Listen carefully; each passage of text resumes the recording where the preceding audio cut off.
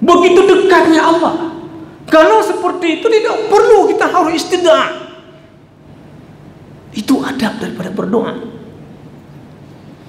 Cuma hari ini kadang-kadang kita yang paling sering kita lakukan itu adalah mengaminkan doa orang. Cukup sedikit kita berdoa. Jangankan untuk diri sendiri, jangankan untuk orang lain, untuk diri sendiri saja kita hanya mengaminkan orang lain. Wala tajhar, jangan kamu nyaringkan suaramu di dalam doa. Jangan kamu tinggikan suaramu dalam doa. Dan jangan terlalu rendah konsumsi minuman kita. Ada yang sumbernya yang tidak jelas alias sumber haram. Kalau ada masih sempat kita perbaiki, insya Allah doa itu akan makbul. Allah tidak pernah mengkhianati janjinya. Allah mengatakan bahwa siapa saja hambanya yang berdoa, astajib lahum, aku akan menerima doanya. Tapi dengan catatan. Assalamualaikum warahmatullahi wabarakatuh. Anda rindu mendengarkan kajian-kajian dari ustadz-ustadz kita dari Aceh? Kunjungi channel YouTube Maulizul Akbar NAD. Subscribe, like, share, komen.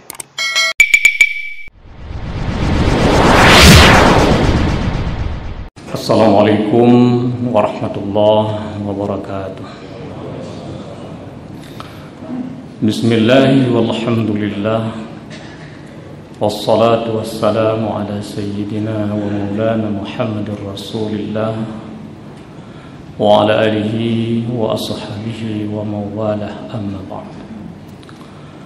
Puji syukur kita kepada Allah Subhanahu wa taala di pagi yang cerah ini, di pagi yang berkah ini, Allah masih memberikan kita kesehatan untuk menunaikan ibadah salat subuh.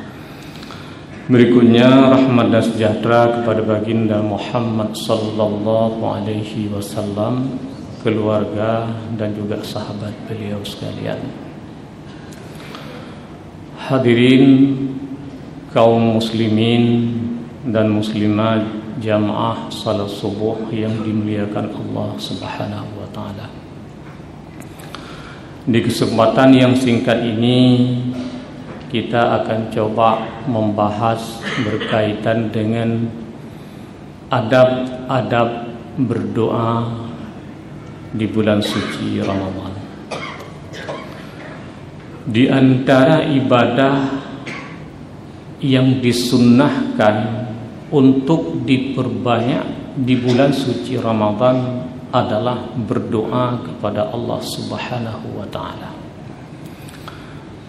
Rasulullah menjelaskan, man lam yas'alillaha yughdhabu alaih. Barang siapa yang tidak pernah berdoa kepada Allah, Allah murka kepada orang itu. Lalu kemudian Allah di dalam Al-Quran menjanjikan siapa saja yang berdoa kepadanya, Allah pasti mengabulkannya. Tetapi kadang-kadang kita sudah lama berdoa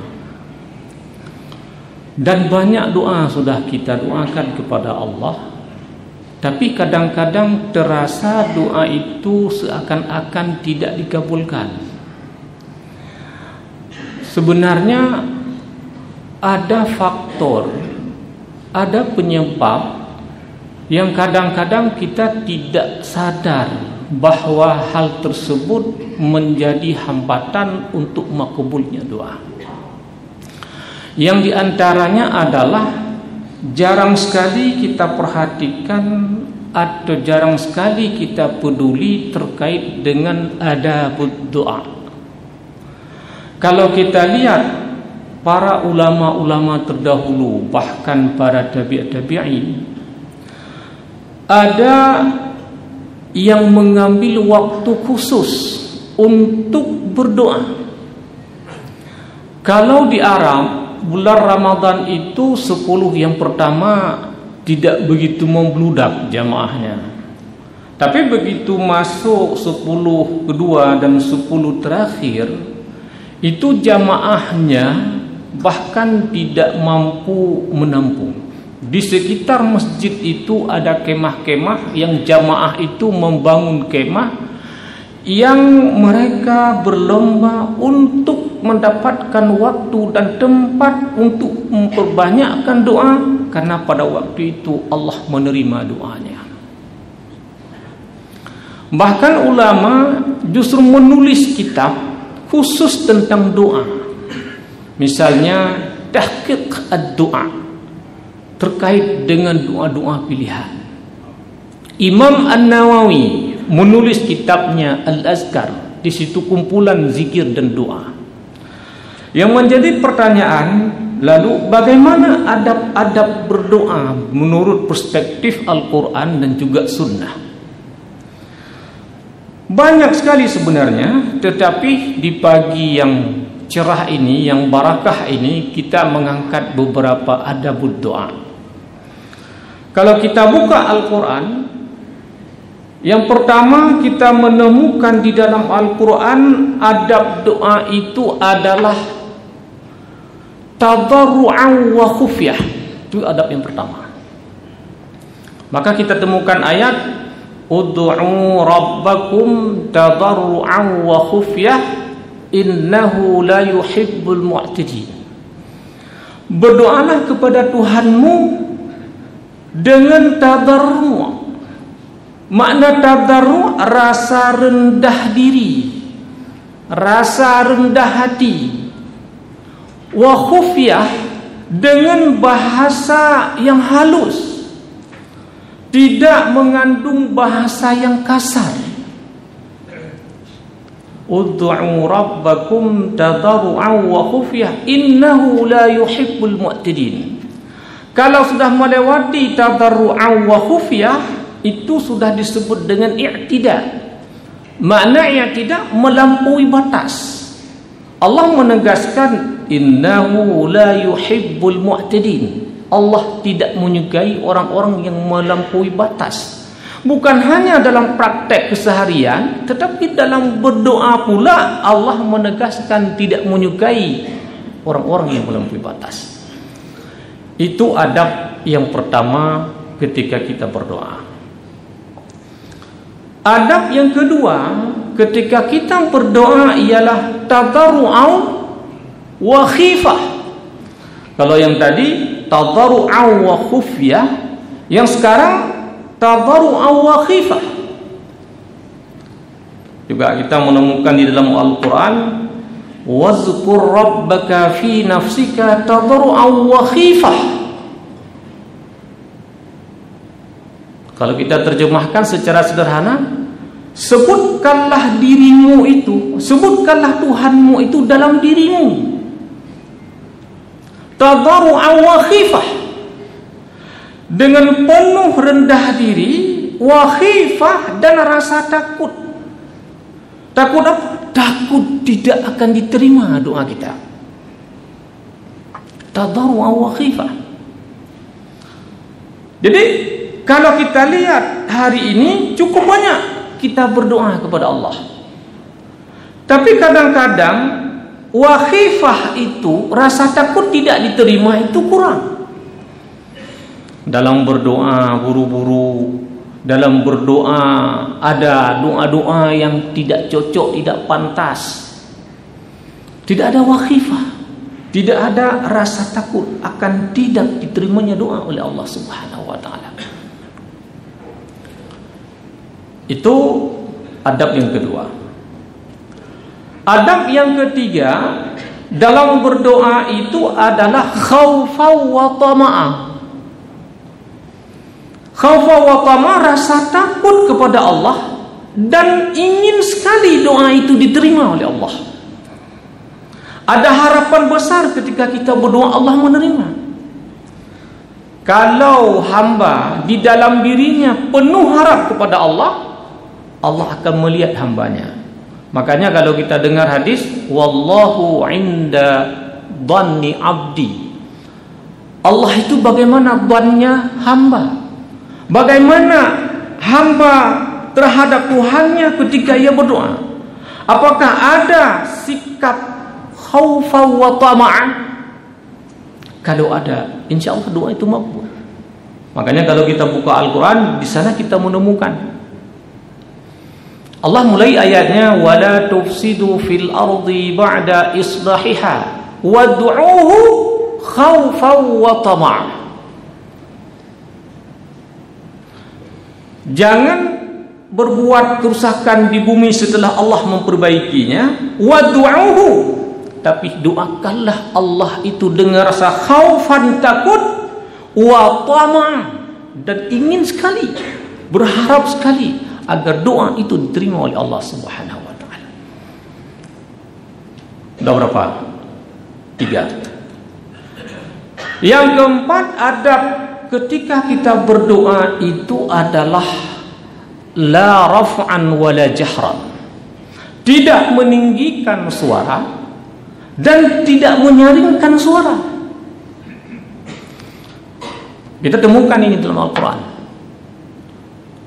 Qul id'ullaha aw id'ur rahman ayyaman tad'u falahu asmaul husna wa la tajhar bi salatika wa la tukhafit biha wabtaghi baina dzalika sabila. Itu kata Allah. Kita berdoa kepada Allah langsung dengan Allahumma atau ya Rabb, atau dengan namanya, ataupun dengan nama-nama di antara nama-nama Allah. Falahul asmaul husna wala tajhar. Jangan kamu nyaringkan suaramu di dalam doa. Jangan kamu tinggikan suaramu dalam doa. Dan jangan terlalu rendah, wala tukhafit biha, sampai-sampai kita sendiri yang berdoa itu tidak tahu. Karena yang tahu maksud doa itu orang berdoa dan Allah. Tidak ada yang tahu lain.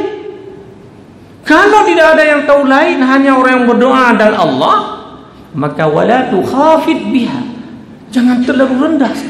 Dia pun sendiri yang berdoa dia tahu. Tetapi wabtaghi baina dzalika sabila. Tapi carilah di tengah-tengah di antara keduanya. Jangan terlalu tinggi, jahar, bahkan sampai kepada rafa', artinya kita istidaa, bukan doa, sudah istidaa. Kalau bahasa Aceh namanya murah. Tapi di antara keduanya. Makanya Abu Musa al-Asy'ari mengatakan, kanu ma'a Rasulillah sallallahu alaihi wasallam fi safar. Sahabat sedang bersama Rasulullah dalam safar. Ada sekelompok orang, faja'alan nasu yajharuna bitakbir. Lalu bangun sekelompok orang dalam safar itu mengucapkan Allahu Akbar. Kita sering mendengarnya itu. Allahu Akbar. Qala an-nabiy sallallahu alaihi wasallam. Lalu Rasulullah menjawab, mengatakan, ya ayuhan nas, irba'u ala anfusikum, tenangkanlah dirimu. Innakum la tad'una asamma wala ghaiban. Sesungguhnya kamu bukan sedang berdoa kepada yang tuli, bukan sedang berdoa kepada yang jauh. Walakin tad'una qariban wa huwa ma'akum. Tetapi engkau sedang berdoa kepada yang maha dekat dan ia bersamamu. Artinya di situ menunjukkan tidak perlu kita harus menggunakan pengeras suara dari Lok Swawe sampai ke Lok Sukun terdengar. Makanya ulama-ulama tua dulu di Aceh mengatakan dalam pepatah Aceh apa? Mano hitam sergamiku icoh tenabu padi tepula. Menyahana pada mesti gitu sidah tahu Allah Ta'ala. Begitu dekatnya Allah. Kalau seperti itu tidak perlu kita harus istidah. Itu adab daripada berdoa. Cuma hari ini kadang-kadang kita yang paling sering kita lakukan itu adalah mengaminkan doa orang. Cukup sedikit kita berdoa. Jangankan untuk diri sendiri, jangankan untuk orang lain, untuk diri sendiri saja kita hanya mengaminkan orang lain. Bukan tidak boleh, boleh saja. Tapi kadang-kadang sayang, kita dianjurkan berdoa kepada kedua orang tua. Yang hadis yang sudah ma'ruf itu, waladin salihin, yang paling bermanfaat adalah anak yang salih. Makna anak yang salih yang mendoakan kepada orang tua. Tapi kadang-kadang sering banyak kita lihat di mana-mana di Aceh hari ini, di 2 hari raya itu banyak orang ke kuburan untuk mendoakan kepada orang tuanya. Yang sedihnya bukan dia yang mendoakan kepada orang tuanya, orang lain diajak untuk membaca doa kepada kedua orang tuanya. Tapi kalau kita lihat hadis, kalimatnya digabung. Kalau dalam ilmu Nahu itu disebut dengan wasaf mausuf, waladun salihin, anak yang salih. Yang salih, bukan waladin lalu dipisah oleh kalimat lain baru salihin, tidak. Waladun salihin, anak yang salih, anak itu sendiri yang berdoa kepada kedua orang tuanya. Kenapa kedua orang lain? Kenapa kita tidak yakin kita sebagai anak berdoa kepada orang tua? Kenapa orang lain? Ini sekarang, bahkan kita sekarang buat doa yang namanya doa zikir akbar. Kita pakai sound system begitu menggema, ya. Bukannya itu, kadang-kadang setelah ada itu selfie lagi ketika berdoa. Bahkan ada yang ke tanah suci sambil berdoa selfie.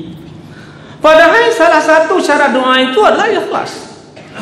Definisi ikhlas adalah muhafadzatul amal an muraqabatin nas, menjaga amalan dari tidak dilihat oleh orang.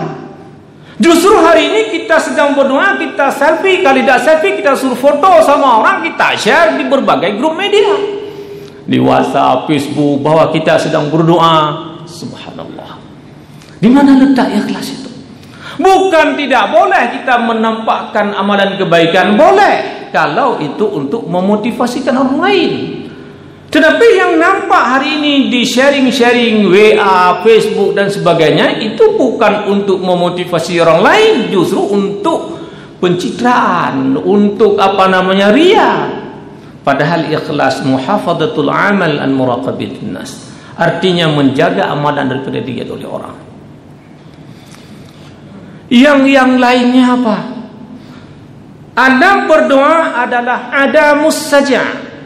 Makna adamus saja itu adalah tidak seperti saja, membaca saja, ataupun berbentuk nyanyian. Bahkan hari ini kita menemukan ada orang yang berdoa dengan penuh saja itu diiringi dengan musik lagi. Ini kita Muslim, tapi ada orang-orang Islam yang ikut-ikutan berdoa diiringi dengan musik. Hada mukhalifun bi adabid doa. Itu bertentangan dengan adab doa. Kemudian selanjutnya kita lihat di dalam kitab itu, adamu ibdal lafdzul warid bi ghairi warid. Tidak menggantikan lafaz doa itu lafaz yang warid dengan yang tidak warid. Maknanya doa itu kalau kita buka Al-Quran cukup banyak. Doa itu kalau kita buka kitab hadis cukup banyak. Artinya doa yang warid itu sangat dianjurkan. Jangan kita ubah doa. Misalnya dalam Quran kita temukan Rabbana zalamna anfusana wa illam taghfir lana lanakunanna minal khasirin. Artinya seakan-akan, walaupun boleh nantinya, seakan-akan Islam mengajarkan umatnya tidak perlu ada madain baru di dalam hal ibadah, tidak perlu ada inovasi baru dalam hal ibadah. Tapi nanti kadang-kadang doa itu, karena kebutuhan doa kan beda antara A dengan B. Misalnya di saf pertama kita berapa banyak? 100 orang. Tidak sama satu orang maksud doa. Beda kalau kita datang ke tempat orang meninggal, kita berdoa, sasarannya sama. Tapi kalau doa setelah sholat, doa di tahajud tentu berbeda-beda. Maka itu kemudian dibolehkan. Tetapi yang afdal tetap doa itu yang warid. Kalau kita buka kitab An-Nawawi Al-Azkar itu, beliau tidak ada satupun menulis doa sebenarnya. Tapi doa itu dijelaskan berdasarkan hadis. Kalau Anda bangun tengah malam, baca doa ini, lalu nanti disebutkan rawahu bulan. Tidak berani beliau menggantikan kalimat. Karena cukup banyak sudah ada doa. Kecuali kalau sudah habis kata doa, baru kita buat yang lain. Itu. Jadi adab doa itu minimal yang pertama adalah ketika kita berdoa ada tadarru'an wa khufyah. Satu. Yang kedua, adab doa itu adalah tadarru'an wa khifah. Yang ketiga, adab doa itu adalah khaufan wa tama'an. Yang keempat, adab doa itu adalah la raf'an wa la jahran. Yang kelima, adab doa itu adamus saja, tidak bersaja. Yang keenam, adamu ibdalil lafaz warid bil warid, tidak menggantikan lafaz doa yang warid dengan yang tidak warid, meskipun boleh kita doakan sesuai dengan kehendak kita masing-masing. Itu di antara adab doa. Timbul pertanyaan, ini cukup break kata doa, tiap bulan Ramadan dalam doa, tapi seakan-akan Allah tidak menerimanya. Jangan salah. Kadang kita doa sesuatu, bukan Allah tidak mengabulkan sesuatu itu. Tetapi kalau Allah memberikan yang kita doakan itu tidak cocok dan tidak sanggup kita terima. Ibarat kita minta air itu satu kulah, tetapi itu tidak mungkin diberikan oleh Allah, bisa menenggelamkan kita, tapi diberikan satu gelas. Ada yang kita doa B, Allah berikan A. Allah yang kita doakan A, diberikan B. Ada memang hal yang paling menghambat doa itu, makanan. Salah seorang tabi'in mengatakan apa?